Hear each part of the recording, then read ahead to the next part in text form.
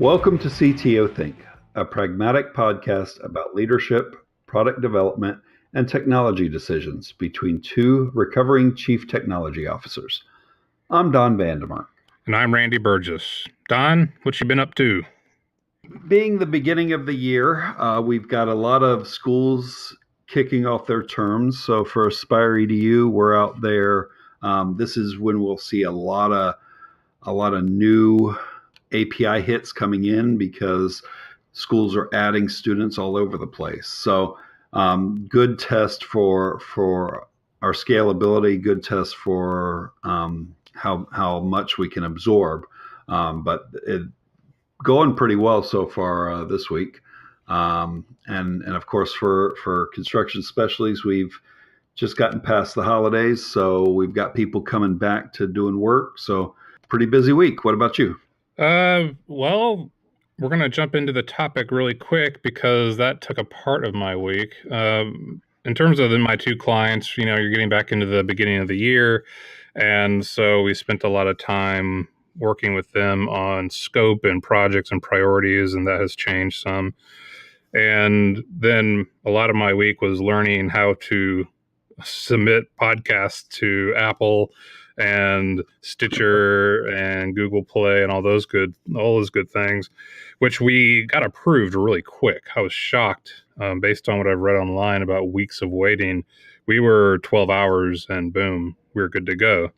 So that was nice. But I think the ripped from the headlines topic of today came in the form of vulnerabilities, bugs. There's a lot of different opinions on what they represent. But part of my week was like what I'm going to ask you right now, talking about the Meltdown and Spectre vulnerabilities that just came out in the press. Mm-hmm. Mm-hmm. I spent a lot of time doing what I've always done as a CTO, but in your experience, when a vulnerability like this hits the press, what is a CTO? What is a technical manager? What are they supposed to do in that scenario? What do you do? What did you do this week, if anything?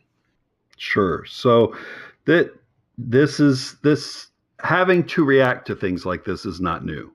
I can remember back to Heartbleed and others, and of Anna course Kournikova. Yep. If you remember there was. If you want to go way back, I was looking up the history. There was the love letter from like 2000. So and of course the past 12, 18 months of the ransomware that's been out there as well. This is another vulnerability, and I'm not trying to downplay the importance of it at all, because based on my reading, it's going to be with us for a little while. Yep. So what I do when one of these pops up is, first, don't panic. Try and learn as much as you can about the vulnerability. Try and take the information that you're learning. Reach out to various people, and that's going to be my number one point of the whole thing, is try to never be the smartest person is the way I'll put it. If you're the smartest person then every problem comes to you and you have to solve everything on your own. If you know other smart people, then you can go out there and you can get other opinions, you can get help.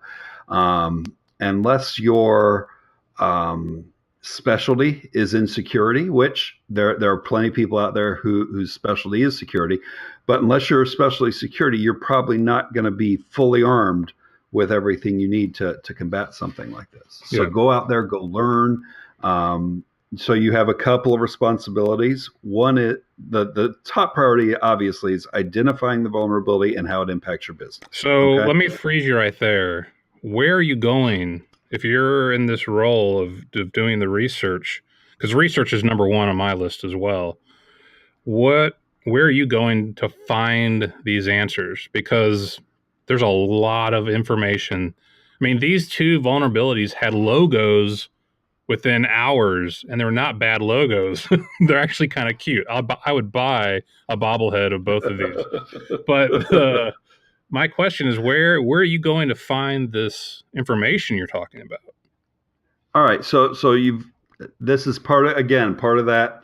Don't be the smartest person you know, right? So within your network of people, within the network of people you follow on social media, within the network of resources you have, be it tech journals, newspapers, technical papers, things like that. Have an idea of where you can look when you have things like this. So I follow a couple people on social media who are big in the security world, as far as their knowledge. Can we drop those in the show notes? Yeah, we'll drop those in the show notes. One immediately comes to mind is Troy Hunt, who does a lot of security work, and we'll drop a lot of those names in the show notes as we go. But I didn't even necessarily start there, because when I started there, the first thing I saw from him was, I've been on vacation a week. What's everybody's resource for Meltdown and Spectre? Yeah. So then I started to look at what people were referring him to. So got a lot of information on it.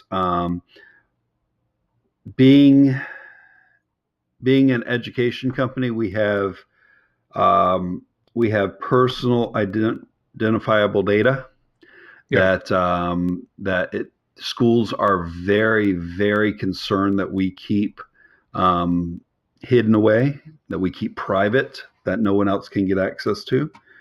So that's one of the things that I would say is high on the list of things I deal with, which is requests from schools, requests from probable clients to fill out security questionnaires based on is your data encrypted at rest? What is your protocol for breaches? Some of these questionnaires are very, very extensive.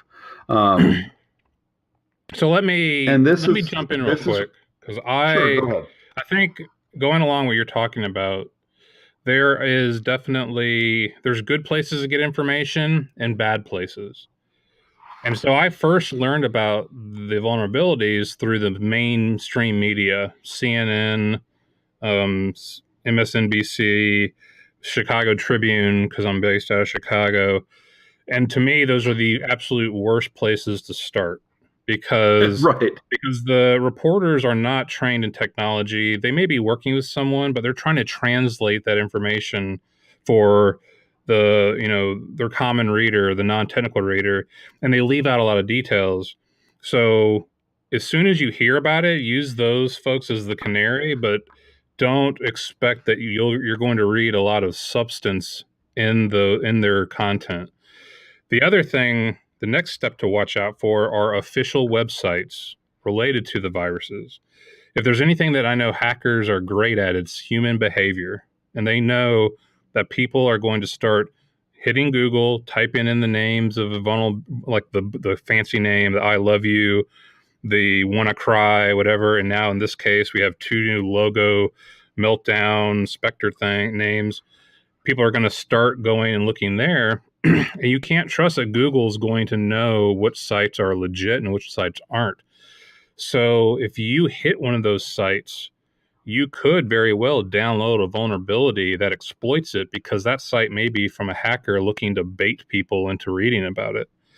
So there is an official site, but I got that site name, which I'll put in the show notes, through sources I trusted, to then go and do some more research. The other thing that I tend to do is I know all of the companies that my clients are utilizing for outsourcing of different services. Our hosting is done through Heroku for a large part, and Amazon Web Services. So immediately I want to look and see what those companies are saying about this vulnerability, what they're doing, and what the risk they see it posing. Some of it you have to take with a grain of salt, because they don't want to freak out their customers, or expose themselves to liability and lawsuits. But at least they can, if they have instructions on how to protect yourself or steps they're taking, you can definitely find out a solution there. The other thing that I looked at was Apple, because a lot of my clients are using MacBook Pros and stuff like that, and iPhones and all that good stuff. And then the other, I guess, Intel, of course, who's making the chips that seem to have this problem. And Ars Technica is probably the one main media technical source that I go to read technical information that I feel has a high level of quality. So I think that, yes, you want to do the research and discern what's important and not, but I think that your choice of sources is a really big deal at this stage of the process. Yeah, absolutely. For all the reasons you say, you have to make sure that the knowledge is good. Now, there is the aspect of some of the information you're going to get is going to be too technical. Yep. And I'm not afraid to admit sometimes some of those things are way too technical, way too down in the details of exactly what is happening. When sometimes you don't necessarily need to know exactly how it was written, Yeah. what it's targeting, how it's a danger. You need to bring it up just a small bit to how does it affect me? How do I protect myself against it? That sort of thing. So that leads me to that leads me real quick. I'll go here, and I may be taking us off path, but that leads me to a second responsibility, and that is not only do you have the responsibility to protect yourself, you have the responsibility within your organization to be able to explain it in a non-technical way. That's where I was going. Yes, totally agree. So see, I'm reading your mind. I've installed Meltdown in your brain, and I'm reading your mind. Yeah, and I was thinking about it a minute ago, and then I threw that information away, which is why you were able to read it. That's exactly how this. Exactly. So continue.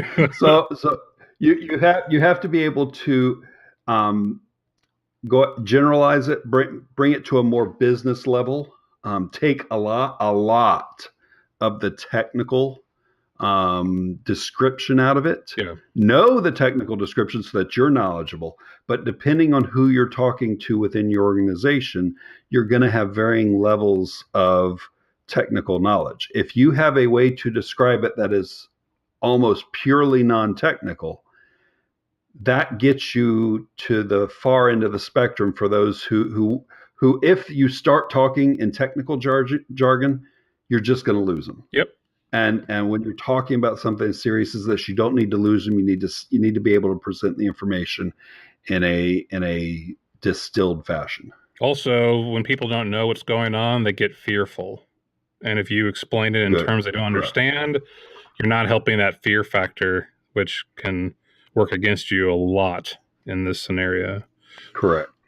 I do think you brought up a good point earlier about going to the hosting companies that you're using. That is Heroku, Amazon. Yeah. If you use Google cloud services, any of those, absorbing what they're putting out there is very important. But what I wanted to come back to that point on was that's also one of the benefits of using a company like that. Yep. For your hosting. The bigger the name of the company, the more of a target it is, but more likely the better resources they're going to have to fight anything to. Yep. And the better they're going to be able to answer to anything. And they're likely tied into all these security researchers that find these vulnerabilities. That's what happened here, is that these are two vulnerabilities that were found by researchers. Yeah. So they had already been talking to Amazon and Google and the big powers that be to talk about how to protect. The news just got out before they were finished with all the work they had to do. So if you've outsourced your hosting to your big providers like that, They likely are all over it. In some cases, they may still be in the process of fixing it, but you have to believe that they've got all their resources, not all their resources, but a lot of their resources going towards protecting their clients, which is you in Well, this I'm going case. to take a sidebar because of something you just said. If you look at the history of these two vulnerabilities, they have been known to Intel, Google, the Linux community. I think Red Hat is definitely a big player in this. And they've been working on this problem for a number of months, but they've kept it under wraps. And I know Linus Torvalds is, out there ranting, as he always does, that, he wasn't given the Mm-hmm. information about everything. But the Mm-hmm. truth is, they saw this vulnerability across the major providers, and they've been working on it behind the scenes. Now, a good example is the MacBook fix. At least one of them has already been released. It was released back in late December, and for whatever reason, I had not upgraded to that latest upgrade because I had already upgraded to something earlier, and I didn't want to restart my computer again. But then, Right. as soon as I went to Apple, they said, "Hey, this update is in our, OS 10, 13.2, whatever it is, number. And if you update your software, you'll have a level of protection against this." There are no reported hacks having taken place on this. And in most cases, the smart hackers are not going to reveal that they're doing anything. But the whole point of me saying this is that if the providers know about an issue, they are not going to immediately tell the world, "Hey, we've got this." Like there must have been an agreement across the parties. The universities that had a part in um, finding this, they were paid a bug bounty to find this problem, and this is exactly why bug bounty programs are around. Find Right. these Right. vulnerabilities before the hackers do, so that we can prepare for them in a calculated, organized manner. So if you're a CTO, like I guess for us, we've been doing this a while. So our level of panic is not like I remember when the I love you email stuff came out, Anna Kournikova came out. It was for me my first role as CTO, and I had to deal with the Right. fact that these were coming through emails that I couldn't control. I didn't have a filtering system across all of our emails at that point. I did that later, but I was in kind of a panic mode of everyone in my office, non-technical, was reading about this horrible thing. Do they have it? How do we fix it? And I was in the mode of, you know, I thought it was going to be a quiet day in the office, and suddenly I'm barraged with tons of people asking me to be the expert, which is what you were going back to earlier as well. And so what I guess the right after the research and the translation and distribution of information to everyone that you're responsible for, the next step is, or maybe even before that, is to understand your place in this ecosystem so that you know like what your risk levels are and where your panic levels should be. Because if you're a small company, you may not be a big target. Your users could be suckered into being targets, but you kind of need to realize that you're a small fish in the bigger scheme of things, and you need to kind of follow what the bigger fish are talking about and doing. And that's when I realized, okay, I've got big providers on my side. Even though you might not Right. think you outsource your technology, if you have a Windows machine on your desk, you've outsourced an aspect of your Oh, sure. technology to Sure. Microsoft, and they have tons of experience with this kind of thing. And most likely, there's a way more businesses than you. If you're a technical manager, there's a lot of businesses out there without a technical manager. You're ahead of the game for all of them, and Microsoft has to serve all those folks that are not have no technical managers on staff. So that's where, in my role as a new CTO years ago, I kind of brought down the level of panic and anxiety I had by really thinking about it in the terms of, hey, I've got time to figure out the best plan to take care of this, I have an advantage in that I can read most of these documents and understand a level that most people can't. I need to now bring that anxiety down in the folks around me and do that with, like you said, plain language, not technical language, and here are the steps we're going to follow, or here are the steps we're going to do to prevent having this vulnerability affect us. And Right. like that is huge if you're in that role of leadership and everyone's looking at you. What do we do? Do we have Spectre? Is Spectre going to harm our business? So my one question I have is, did any of your managers above you ask you about this week? Not this week. So this is where being proactive is part of it as well, because they may hear about it. I'll put it this way: if they haven't asked you, it's likely because they haven't heard for whatever reason, Yeah. or they just so explicitly trust you that they're like, they'll take care of it, which no executive is going to do. Yeah. They're always going to want to check in with the technical team to make sure it's good. I have not been asked about it yet. This is where being proactive is part of it. You pull in all the information you have, you figure out where you're vulnerable, you figure out where your providers are vulnerable, what your providers are saying about that, and then you deliver that message. Yep. And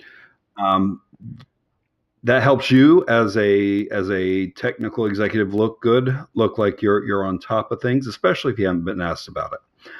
If you get asked about it in the middle of your research, Yeah.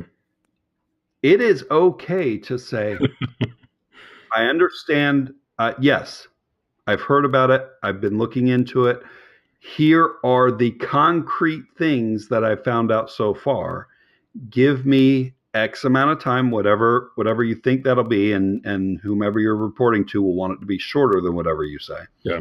But give me until tomorrow. Give me until this evening, depending on the vulnerability, and I will get the answer. I will get you a better answer than what I have now. Don't feel like you have to regurgitate all the information you have in that moment if you don't think you've put all the pieces together yet. And I'll attach because one. That goes back to that signaling, right? I'll attach one bit of information to that message.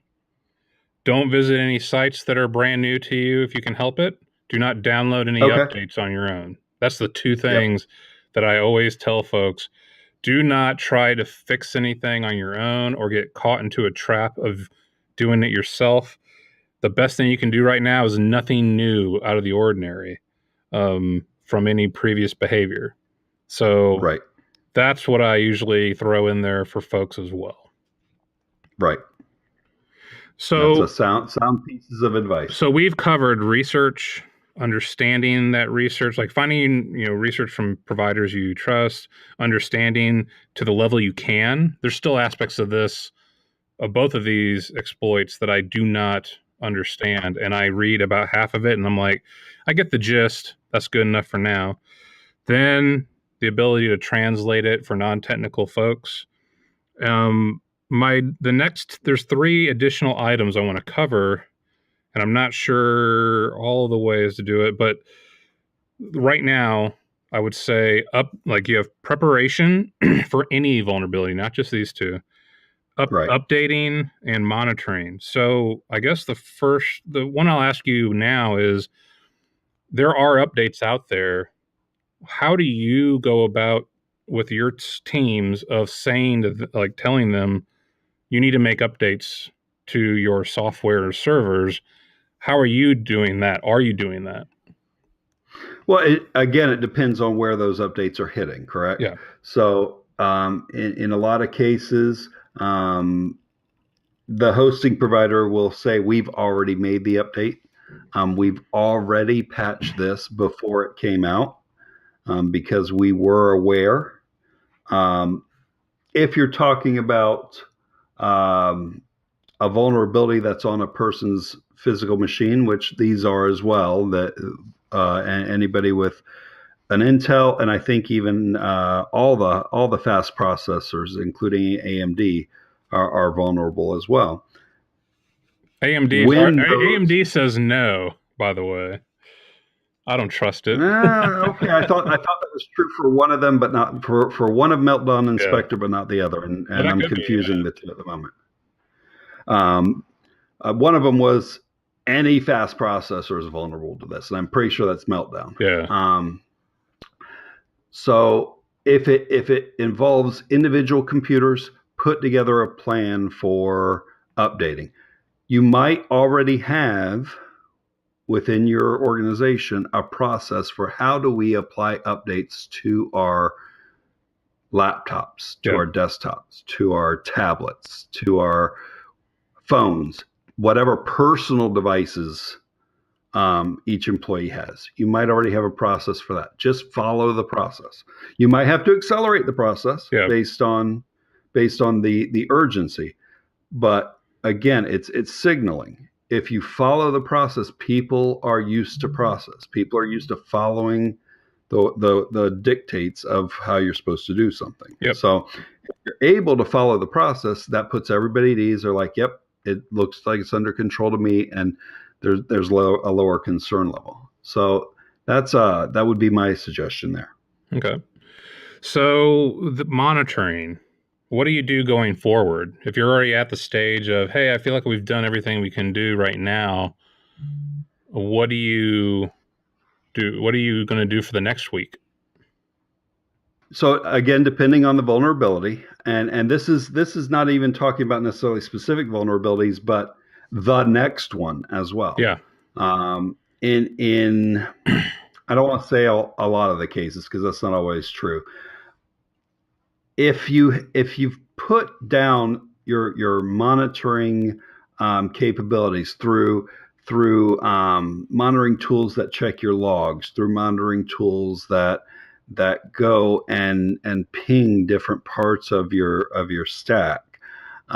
If you put all those monitoring tools in place and you've put services behind that can detect abnormal behavior, that's going to catch some of those weird vulnerabilities. That's going to catch some hacking attempts and things like that. And I'm not saying that any of that is easy or cheap. Yep.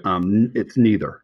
That is an organization by organization decision based on how much you want to invest in that monitoring to catch every little anomaly, which a lot are going to be false positives.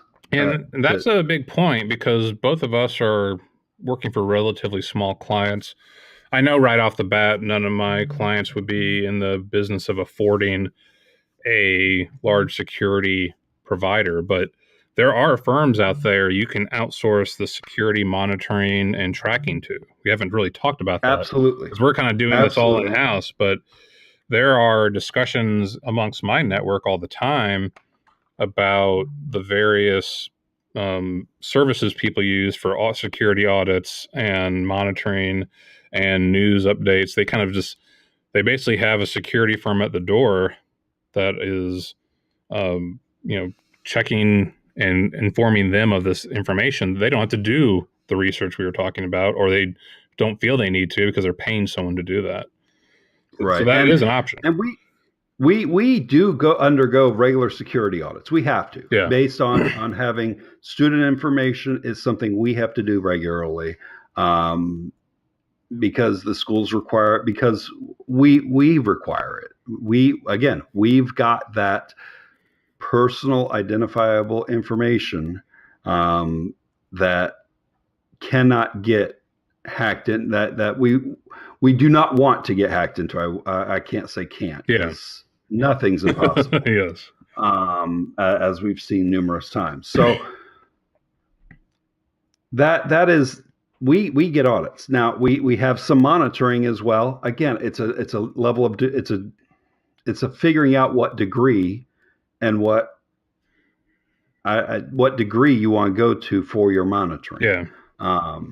And we've got a level out there that we're comfortable with at the moment. And these vulnerabilities that come up, even though security is a very important topic to every technology manager, every time a vulnerability comes up, reassess everything you're doing. Yeah. Take that time to, once you've got the vulnerability under control, reassess what you're doing. If we had done something differently within our process or within our monitoring, would we have seen something different? Would we have seen something sooner?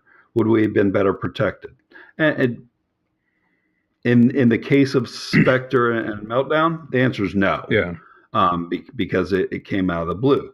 But it's still a good time. It's a great reminder to go and reassess everything you're doing. So part of that assessment, I mean, let's say we're going to get, the technology world will get past this issue one way or the other. It may be painful because I know there's side effects to some of these updates that take away from performance, especially on database levels. But the question I would have, how do you protect against Meltdown 2 that's going to come out in May? Like, what makes you better prepared for this scenario? Because you don't know what's coming. You don't, Right. but we do know something's going to happen. So what are you going to do today that you think gives you the upper hand on preparation? It's everything we've been talking about. It's the monitoring. It's the audits where you're bringing in third-party people to check everything you're doing. Yeah. And 99 out of 100 times, probably 999 out of 1,000 times, they're going to have suggestions. Yeah. They will almost never come out of an audit saying you're perfect. Yep. These security audits come with reports that have different risk levels, and you react to them in priority order. You react to the highest risk level, and you go all the way down the list. So engaging third parties is a great way to do the best you can. Staying on top of security news. Yeah.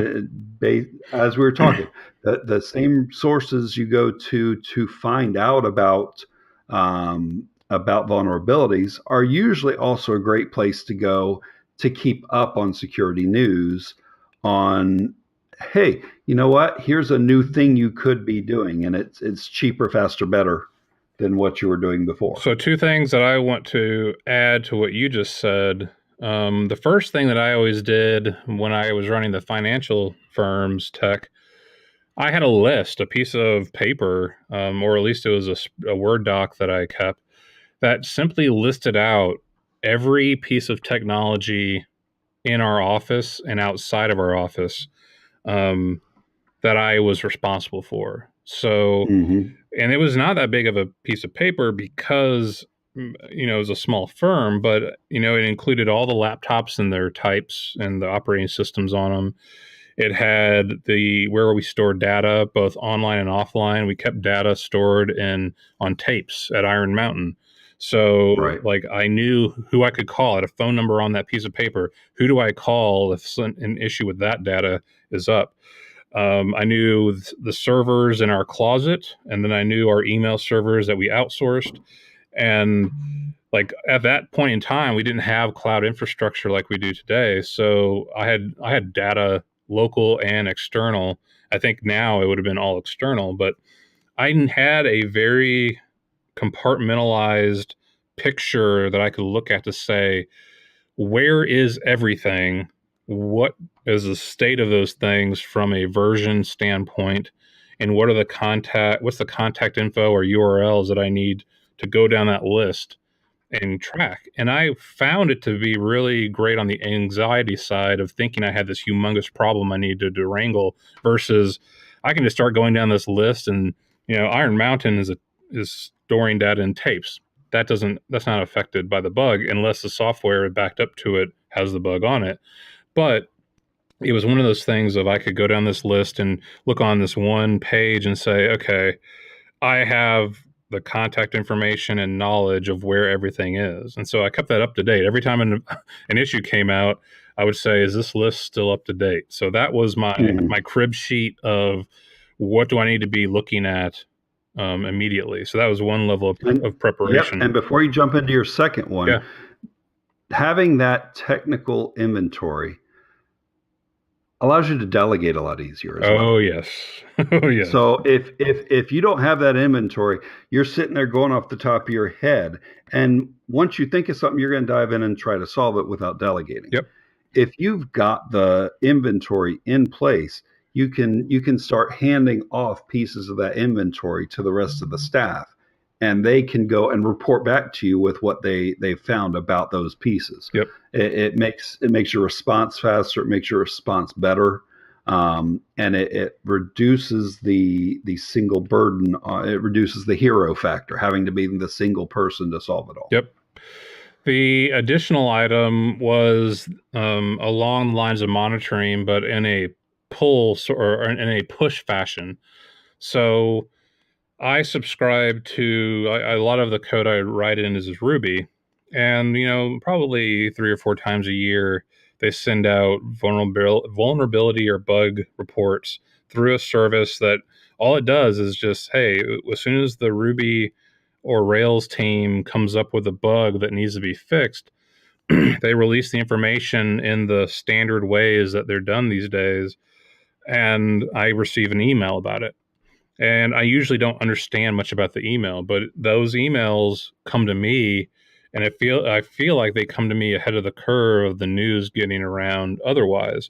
So I will definitely put these in the show notes, and then I'll see if I can find some of the others that I get, just from the standpoint of I would like to know what the like I would like to receive an email from some of these technology providers based on security before the Chicago Tribune's kind of watered down report of it hits my inbox, so that I can say, oh no, here's a cute Meltdown logo, and I actually have more context with it versus what kind of I saw this week.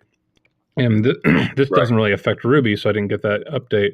But I do think being on the receiving end of a service that pushes out that info is definitely how to be ahead of the game type of Right. preparation. Right. And that I'm going to take a side trip here for a second. That gets to something we didn't even discuss, but I think we kind of glossed over and talked about, but not directly. And that is keeping everything up to date. Yeah. Right. So if you're writing in Ruby, you're probably on the latest version of Ruby you can be on. Yeah. Especially from security patch standpoint. Yep. Now you might be a couple releases behind based on features, but I can guarantee you're not a couple releases behind based on security. Yeah. So staying on top of all your releases is also important, and it is something that is not usually part of the development plan. Yep. When it certainly gets in the way of getting your features built, is dedicating team time to upgrading to the latest release of the language, the platform, whatever it is you're using. Well, it's funny you mentioned that, because my teams make fun of me sometimes, especially in Rails, because on a weekly basis update all the gems. Like I lock in version numbers in the gem file, which is kind of uncommon. People tend to allow for small patches to happen automatically. And I go through religiously this process of I check and see how many of my software packages are out of date on particular code, and I update them or test them for updating on a weekly basis. But there's only a couple. Like, that's the whole trick. I don't want to do the annual update of everything. Right. I want to if I get that little 0.1 level patch, I want to test it and see, does it affect anything at just this isolated level? Because that is really not that painful. It's a side project for an hour maybe, or it could be a minute. But it's those little incremental updates are way less painful than, hey, let's shut down everything and see what's wrong when we have to do this one security update that just came out of the blue and forces 3 other gems to update. So Right. that's the same with Yep. node packages, any type of software package type of deal. And that's just my philosophy. It's not one that Yep. necessarily everyone can do, but it's one that I follow with my teams, and it causes some chuckles because, like, oh, there's Randy's pull request for updating gems again. But I'm like, yeah, Right. this is easier than the longer way, and I've had to take over code bases and done huge updates, and it's painful. It can be really painful. So I totally Yeah. agree with you on that one. Yep. Absolutely. All right, well, we've hit the 40-minute mark. Anything else you'd want to add to this pretty, top, like today's ripped from the headlines topic of Oh Meltdown yeah, and for Spectre? sure. For sure. No, I don't have anything to add to it. I think we've hit everything we could talk about. I think you and I have some work to do Yeah. after we finish here to go make the show notes as voluminous as we can. Yep. So that people have a resource to go through. I'm No, gonna that's all I find a have. Spectre plush toy because Yeah, it's you just know what? I had written down in my notes. I've literally written down in my notes, buy Meltdown Spectre bobbleheads for Randy's birthday. awesome. So I'm looking forward to it. All right, man. Well, we will talk next week. Yep. Great show. And we will put as many references to everything we talked about in the show notes for anyone listening. This is a big topic. This is something that we were going to talk about eventually. It just happened to be, this is a great week to talk about it because this is right in our face today. But, Right. All right. Talk to you next week. All right. Thank you. Thanks for listening to the CTO Think podcast. If you liked what you heard, please share a link to the podcast with your friends. Show music is Dumpster Dive by Mark Wallach, licensed by premiumbeat.com. Show notes and previous episodes can be found on our website at ctothink.com. For questions, comments, or things you'd like to hear on future shows, please email us at advice@ctothink.com. For notifications of future episodes, please sign up to the CTO Think newsletter, also on our website. We'll keep talking next week.